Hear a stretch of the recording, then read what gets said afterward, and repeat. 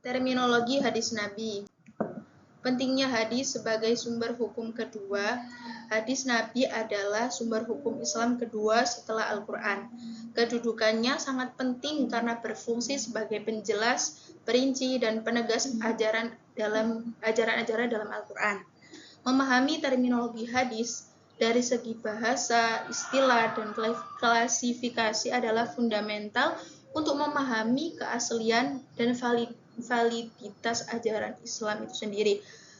Menuntut metode yang lebih ilmiah seiring perkembangan ilmu pengetahuan. Seperti dalam surat Az-Zumar ayat 23. Allahu nazzala ahsanal hadithi kitaban mutasyabihan mataniya taqsha'iru minhu juludul ladina yakhshawna rabbahum thumma talinu juluduhum wa qulubuhum ila dzikrillah. Dzalika hudallahi yahdi bihi man yasha wa man yudlilillah fama lahu min had. Allah telah menurunkan perkataan yang paling baik ahsanal hadis, yaitu Al-Quran yang serupa, mutasyabi, lagi berulang-ulang, matani, gemetar karenanya kulit orang-orang yang takut kepada Tuhannya, kemudian menjadi tenang kulit dan hatinya mereka ketika mengingat Allah. Itulah petunjuk Allah, dengan kitab itu dia memberi petunjuk kepada siapa yang dikehendakinya, dan barang siapa disesatkan Allah, maka tidak ada seorang pun yang dapat memberinya petunjuk. Pengertian hadis sendiri, secara bahasa berarti perkataan, ucapan, atau berita baru. Sedangkan secara istilah ilmu hadis, segala sesuatu yang disandarkan kepada Nabi Muhammad SAW, baik berupa perkataan, perbuatan, persetujuan, takrir, maupun sifat beliau. Hadis menjadi pedoman hidup yang melengkapi, dan kandungan Al-Quran menjadikannya panduan utama bagi umat manusia. Membedakan hadis, sunnah, dan khobar. Meskipun sering digunakan bergantian, ulama hadis membedakan ketiga istilah ini untuk konteks keilmuan yang spesifik. Hadis adalah segala sesuatu yang bersumber langsung dari Nabi Muhammad SAW. Kalau as-sunnah adalah perbuatan dan keteladanan Nabi yang menjadi pedoman hidup atau aspek praktis. Sedangkan khobar, berita atau informasi terkadang sinonim dengan hadis tetapi lebih umum. Itu khobar. Hadis mempunyai 3 unsur utama. Ketiga komponen ini adalah objek kajian utama dalam ilmu mutalah hadis untuk menentukan keaslian dan kualitas riwayatnya. Sanad, matan, dan rawi. Sanad sendiri artinya rantai periwayatan yang menghubungkan rawi sampai dengan ke Nabi Muhammad. Matan adalah teks yang berisi hadis itu sendiri, jadi kayak bahasa Arabnya dan juga artinya. Sedangkan rawi adalah orang yang meriwayatkan hadis atau yang menyampaikan hadis, itu namanya rawi. Klasifikasi berdasarkan jumlah periwayat.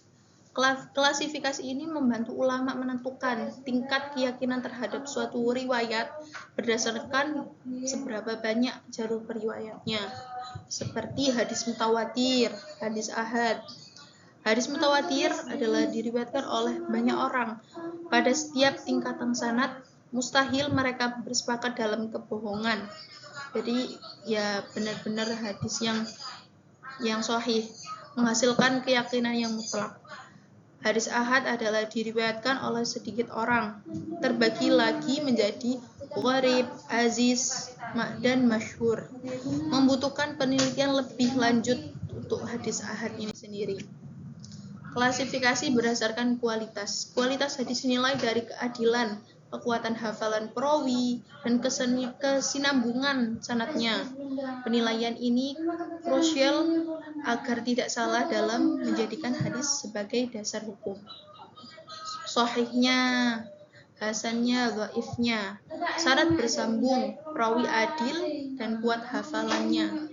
Jadi perawi itu harus jelas kesahihannya.